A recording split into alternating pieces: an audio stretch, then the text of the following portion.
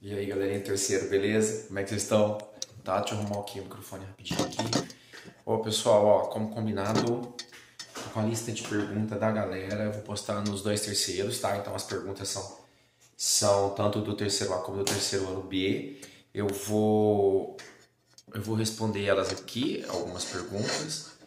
Evidentemente que eu esperava um pouquinho mais, o vídeo vai ficar um pouquinho longo, tá? Porque tem várias perguntas, mas eu esperava mais perguntas diversas, na verdade. O tema é a Idade Moderna, né? Então é Renascimento, Reforma e Absolutismo, esse é o foco, são esses três temas principais que eu coloquei para vocês lá, né? A gente tirou grandes navegações, foi isso? Então eu vou ler as perguntas aqui e vou responder, pode ser? E aí vocês já vão, e eu acho que isso tem que estimular a galera, ó. Eu vou ler, eu vou estudar, eu vou perguntar, isso vai ajudar bastante. Então tá aqui, ó, desde do meu coração. Eu não vou falar de quem é a pergunta, tá? Porque eu acho legal que você fique à vontade para fazer a pergunta e eu leio ela aqui. Então não tem problema nenhum. Desde, eu entendi que o Renascimento começou na Itália. Poxa, show de bola. E que houveram seus motivos. Mas o que exatamente tirou todo o poder da igreja para que isso acontecesse? Ó, veja bem. Primeiro que todo o poder da igreja nunca foi tirado em nenhum momento, né? Então não é todo o poder da igreja. Mas o que diminuiu o poder da igreja? Né? Em que medida que o Renascimento diminui o poder da igreja? Ora, ele diminui o poder da igreja na medida em que ele valoriza o homem. Né? Ele diminui o poder da igreja na medida em que o conhecimento racional científico passa a ter valor, correto? Você tem uma série de autores que de uma maneira ou de outra tentam explicar o mundo de maneira racional. Então você vai ter Galileu Galilei, Nicolau Copérnico, você vai ter Isaac Newton, você vai ter Maquiavel, você vai ter Dante Alighieri, você vai ter uma série de autores que começam a explicar as coisas, mas não da maneira teocêntrica. Eles começam a acreditar em outras possibilidades da explicação da realidade. Então isso modifica muito, então isso diminui o poder da igreja, tá bom? Especialmente aquele ligado ao conhecimento, o que não significa que a atividade moral, né, atividade moral, ela deixou de ser autoridade da igreja. Então todo o poder nem pensar, tá? Não vou falar quem fez a pergunta aqui, mas só para constar. Foi algum acontecimento ou confronto de vários pensadores à ideia cristã? Eu não entendi muito bem essa parte da pergunta, mas com certeza existia muita divergência entre os autores. Muitos deles eram extremamente religiosos, tá? Extremamente católicos ou extremamente protestantes, tá?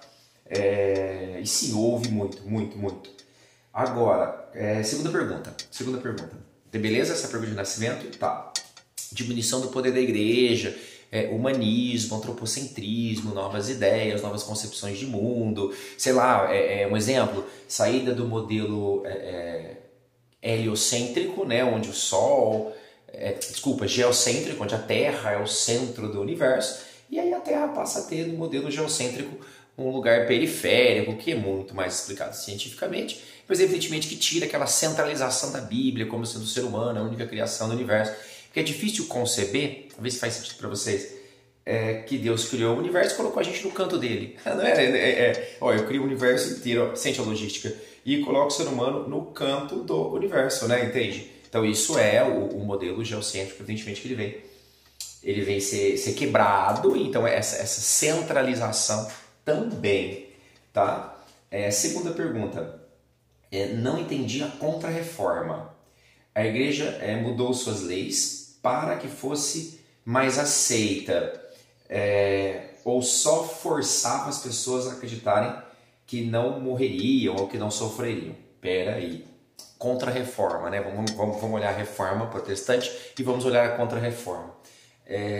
A reforma protestante, ela se dá principalmente, né? Estou pegando os principais. Martinho Lutero e o modelo luterano, que é aquele modelo que vai se formar lá no Sacro Império, que é um modelo muito ligado aos reis locais, né? Carlos V é obrigado a negociar com esses reis que vão aderir ao luteranismo. Então o luteranismo é um protestantismo que atende à necessidade do Estado. Eu tenho o protestantismo calvinista, que é aquele urbano, que é aquele ligado à cidade, à vida burguesa, à vida do trabalho, à vida da devoção, o calvinismo, muito ao contrário do que algumas pessoas imaginam, não é uma seita burguesa liberal no sentido de permitir tudo, muito pelo contrário, né? João Calvino criou uma ditadura em Genebra que faria muitas das ditaduras hoje parecerem, né, contos de fadas, tá? Então, mas tem essa ideia da predestinação, da teoria da prosperidade lá, embutida nesse modelo calvinista. Eu tenho o modelo anglicano. O que é o modelo anglicano? O modelo anglicano está mais focado nos próprios interesses ingleses, tá bom? Em retirar, e recortar, porque é retirar o poder da igreja, concentrar o poder e a fidelidade de todos, tanto do ponto de vista temporal, como do ponto de vista espiritual. A figura dele funciona por demais, né? Por demais. O anglicanismo é bem sucedido na Inglaterra. E prepara, na verdade, a Inglaterra para aquilo que a Inglaterra iria se transformar no século XVIII. Tá bom? O que é a Contra-Reforma nesse contexto? Tá bom? A Contra-Reforma nesse contexto é nada mais, nada menos do que a resposta que a igreja vai dar à sucessiva perca de autoridade de fiéis. Ela perde autoridade, ela perde fiéis e necessariamente ela tem que dar uma resposta substancial a isso. O Concílio de Trento é um concílio, evidentemente, que o alto clero vai ter que se reunir e discutir como resolver, né, essa derrubada de fiéis, essa diminuição do poder da igreja. E ele vai tomar algumas decisões que são muito importantes, tá? Muito importantes, muitas. São várias decisões e várias consequências do Concílio de Trento que demorou muitos anos, né, para acontecer. Foi uma decisão muito difícil. Então, algumas, assim, as principais, com certeza, né? A criação do Index Librorum Prohibitorum, lembrando que a imprensa, o livro, o vernáculo, né, a língua corrente, foi um grande fator de expansão do protestantismo. Eu acho que se você pegasse assim, um fator importante ligado à imprensa, o protestantismo deu autoridade da leitura do texto sagrado àquele que não tinha.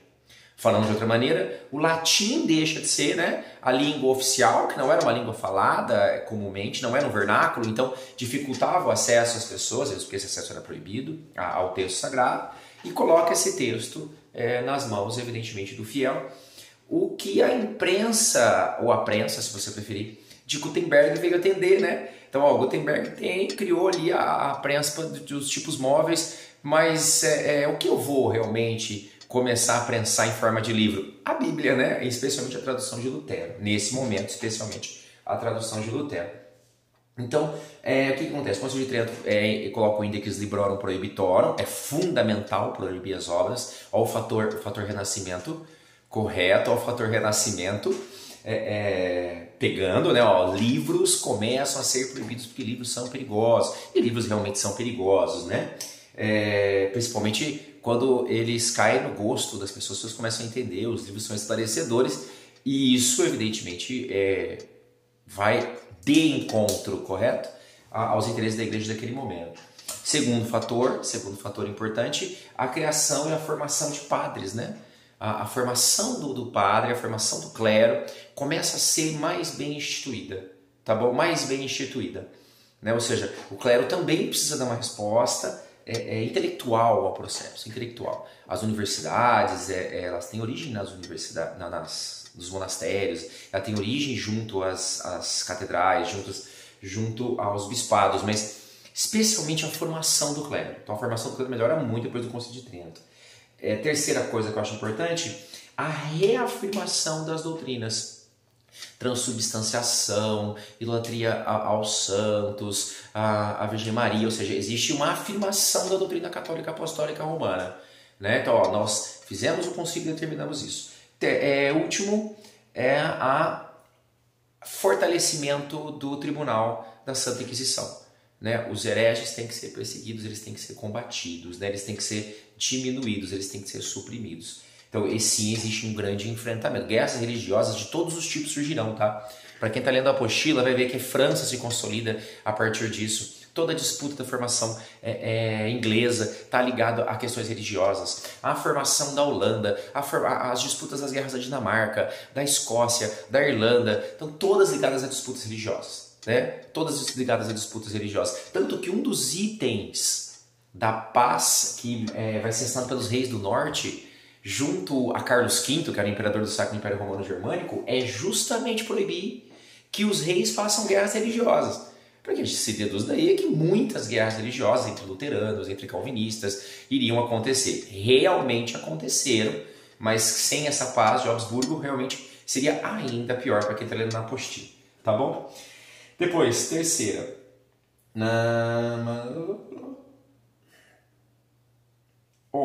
Aqui a pergunta vou resumir a pergunta, tá bom?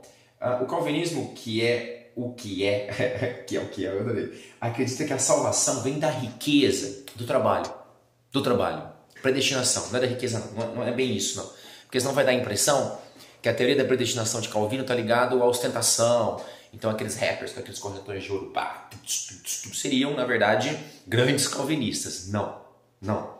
A ideia de que, como Deus já sabe quem é salvo e não é salvo, no seu cotidiano, essa salvação se manifesta no cotidiano, não numa vida pós-morte. Tá claro isso? Não numa vida pós-morte, no cotidiano. Então, no meu trabalho, da minha família, nas manifestações da minha devoção, é que eu verifico a predestinação. Então, é uma coisa levando a outra, não é a riqueza, mesmo porque eu não posso gastar essa riqueza, né? Seria sinônimo de luxúria, pecado, condenação. Mas se eu trabalho, como é que o Max Weber tem? Ele seleciona umas frases no livro Ética Protestante e o Espírito do Capitalismo, em que ele fala uma frase super legal que é assim: o som do meu martelo batendo às 6 da manhã é dono da bolsa alheia. Percebe? Essa devoção do trabalho, essa coisa do aquele que paga em dia é dono da bolsa alheia, tempo e dinheiro. Tá? Ou seja, o espírito do capitalismo, a ideia do trabalho, do acúmulo de capital em si, o acúmulo de capital em si, não estou falando de ostentar, de gastar, não, acumular o capital em si, ele já é um fenômeno, já é em si uma demonstração da salvação. Então você imagina isso na mão de um burguês, né? Imagina a situação, um burguês no catolicismo do final da Idade Média, ele acumula capital e por isso vai para o inferno, ponto, pô, pesado. Né? Agora vamos ver da lógica calvinista. Eu acumulo capital segundo o meu trabalho, valorizando a minha família, sem muita dança, sem bebida, sem a taberna, sem prazeres que possam me desviar do caminho da palavra de Deus. E então eu acumulo grandes riquezas, o que é um grande sinal de salvação. Percebe que não é só a riqueza em si, é um pouco mais complicado. A doutrina é muito mais estabelecida, tá bom? Você pode explicar a Guerra das Duas Rosas. Minha amiga, eu vou fazer assim, eu vou chamar o terceiro ano daqui a pouco para uma aula onde eu vou contar a história do absolutismo. A história do absolutismo acho que eu quero contar para vocês, com vocês do áudio e tal. Ou eu gravo um vídeo em separado e aí eu conto a história da Inglaterra e passo pela Guerra das Duas Rosas. Não só a Guerra das Duas Rosas, acho que a Inglaterra tem que ser entendida como um todo, se é que vocês me entendem, tá? Eu já volto nisso então. Depois, que gracinha. Aqui tem uma pergunta de Império Carolíngio. Olha, veja bem, ela está perguntando de onde veio o feudalismo, qual é a origem do feudalismo? Bom, a origem do feudalismo é o Tratado de Verdun. Tá? A fragmentação do Império Franco, segundo uma série de processos, né, que já vinham ocorrendo, como formação de duques, condes, marqueses, sucerania, vassalagem, colonato, servidão. Tudo isso, quando vem o Tratado de Verdun, ele, na verdade, leva o mundo para uma regressão, uma fragmentação, uma regionalização. Minha caríssima que fez a pergunta aqui.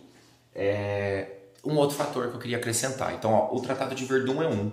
E eu, conhecendo a senhora, eu sei que a senhora entendeu esse processo de fragmentação, mas eu queria acrescentar 2 processos. Pode ser? Pode ser 2 processos?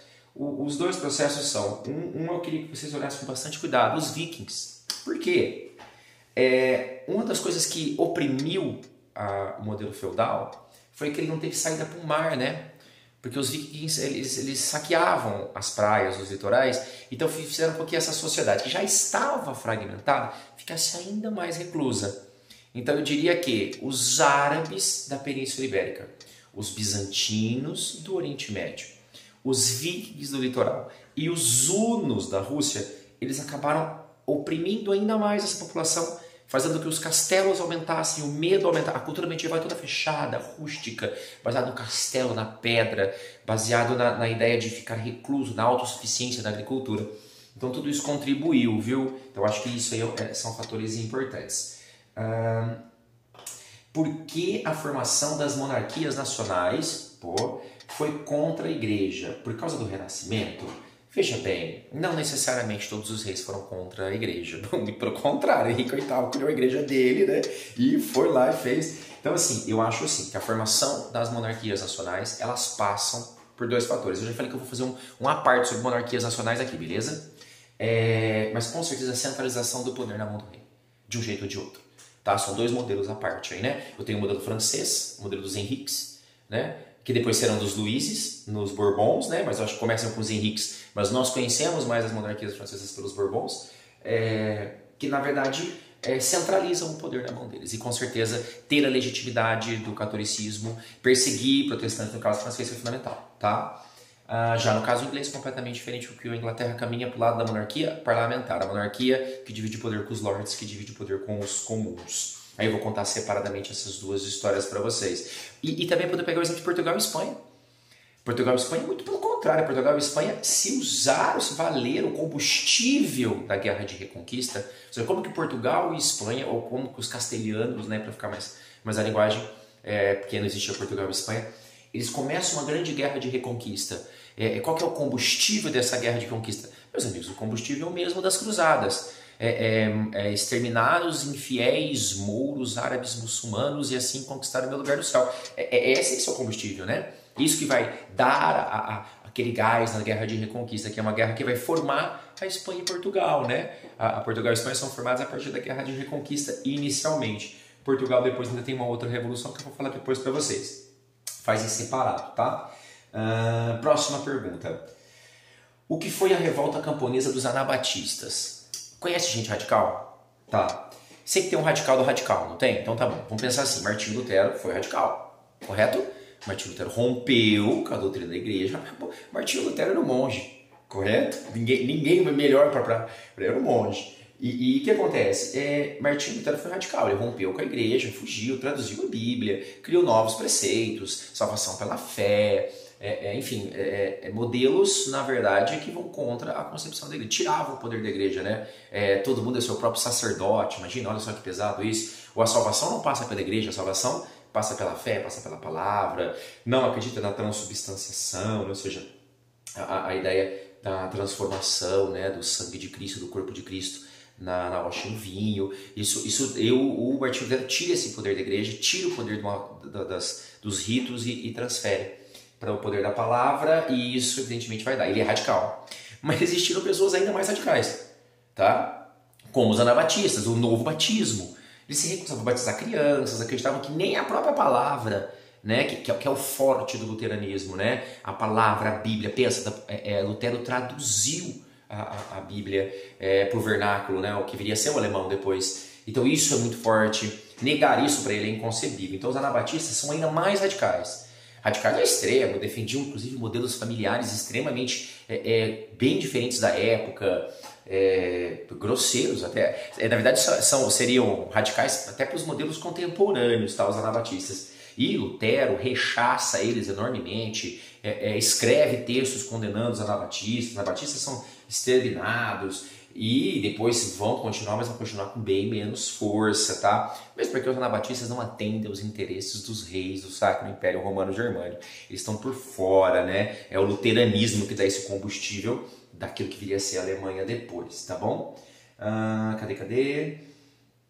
O anglicanismo permanece vivo na Inglaterra até os dias de hoje. Ele é monopolizado, como na época da Elizabeth I. Ele é hegemônico. Todo inglês nasce anglicano. Tá? É a religião oficial da Inglaterra, ponto final. Ele permanece vivo na Inglaterra sem sombra de dúvida. Sem sombra de dúvida. Não tenho, se não estiver enganado, não estou. Quando o Trump foi visitar a Inglaterra, a cerimônia anglicana, com Elizabeth II anglicana, fazendo uma cerimônia anglicana, com aquela piadinha, não é? Não sei se vocês já viram, é quadriculado o chão, e aí tá ela assim em cima de um quadradinho, branco ou preto, não me lembro agora, dizendo assim, tome cuidado, Trump, ela pode se mover para todos os lados. Entendeu a piadinha? Não, então tá bom. Então o que acontece? Sim, agora, se é hegemônico, a Inglaterra passa por todos os processos, né? Religiosos do restante do mundo, tem uma liberdade religiosa. Hoje em dia, aquelas guerras religiosas do século XVI e XVII na Inglaterra. Não são mais, né? Ninguém vai matar o outro, ou se mata muito menos, né? Por questões religiosas na Inglaterra. Tudo bem? Ó, o vídeo está ficando longo, 20 minutos, vou dar uma acelerada, tá? Foi substituída a corveia. Corveia é pagamento em trabalho, tá? O campo servo do feudalismo paga em trabalho, beleza? Foi substituída a corveia pelo pagamento em produto ou dinheiro. Veja bem, se eu estou falando que a corveia ainda sustenta o feudalismo, vamos pensar assim, significa que o feudalismo está no seu auge, né? Como que o camponês paga? Em trabalho, com a vida, preso à terra. Tá? Esse é o básico do regime de servidão. Tá? Agora, se ele começa a ter o direito junto ao senhor feudal, se ele começa a ter junto ao senhor feudal, esse direito de, como é que eu vou te dizer, trabalhar, conseguir o resultado do seu trabalho, ir até um burgo, já falei a palavra, um burgo, uma cidade comercial, vender esse produto e pagar em dinheiro, já estou acabando com o feudalismo, né? Essa prática não é feudal, essa prática é o quê, senhores? Essa prática é capitalista. Então eu já estou falando, né, que existe aí um processo de transição. Tudo bem? Isso fica claro, né? Então, o pessoal decorou a formulazinha, né? Cruzadas, rotas comerciais, feiras, burgos, né? Tem uma lógica aí a ser entendida. Peraí. Quais as semelhanças e diferenças entre o conflito travado? Não, entre a Guerra dos 100 Anos. A Guerra dos 100 Anos eu não vou entrar nesse assunto agora, porque senão vai se estender demais o vídeo. Aqui, ó. Quando pode-se dizer que teve início do capitalismo? É muito difícil precisar isso. O capitalismo é um processo. Ele vem do feudalismo. Ponto final. Como um bom marxista diria pra gente aqui agora. Tá bom? Mas é uma transição. Então eu diria que essa prática da substituição da corveia pelo trabalho assalariado é capitalista. Agora, o que falta ao capitalismo é o Estado moderno, né, gente? Ou seja, aquele Estado que vai o quê? Ele vai constituir um regime de economia nacional, né? Uma economia nacional com fronteiras, com lei, com regras, com uniformidade de padrões e medidas para conseguir instituir o capitalismo. Falta aí esse ingrediente. Perceberam que eu estou pulando, né, o absolutismo a todo momento aqui, tá? Inclusive as perguntas dizem respeito ao absolutismo aqui, eu estou pulando, porque eu vou fazer elas depois. Elas merecem um vídeo à parte, senão o vídeo fica muito longo, a galera vai desistir de mim. Tá bom? Aqui mais perguntas sobre absolutismo. Aqui tem perguntas sobre burgueses e reis, beleza? Não vou me estender nesse assunto. E outra pergunta sobre estados nacionais, tá? Beleza, agora eu vou trocar de sala para ver a pergunta da outra sala, que eu vou falar qual é. Ai meu Deus, coloquei ensino religioso aqui, peraí. E vou responder a da outra sala agora. Cancelo o vídeo e mando para vocês, tá? Vamos lá então. Aqui poucas pessoas fizeram, não vou mentir não. Eu esperava mais perguntas aqui, viu, galerinha? Teve uma sala que fez bem menos perguntas. Aqui tem um elogio. Adorei esse resumo. David, te adoro. Muito obrigado. Maravilhoso. Obrigado. Não fui eu que fiz o resumo, beleza? Aqui a Contra-Reforma foi eficaz de alguma forma? Sim. É claro que sim, né? Seja recuperando seguidores ou recuperando seguidores não. Aí acho pouco provável, né? Aquilo que a igreja perdeu em termos de protestantismo, ela realmente perdeu, tá? Reformou a imagem do clero? Com certeza. Com certeza reformou a imagem do clero, tá? Essa sala teve pouquinha pergunta, né? Espero aí que o pessoal melhore. Bom, então fica aí o modelo. Respondi as perguntas principais aqui, tá? Espero que tenha mais perguntas. Eu gosto de perguntas. Espero que o vídeo não tenha ficado muito longo. Deu quase uma aula aí. Ó, um beijo pra vocês. Assiste o vídeo e vamos dar esse gás. Então, Estado moderno e vou para grandes navegações, beleza? Um beijinho pra vocês. Tchau, tchau.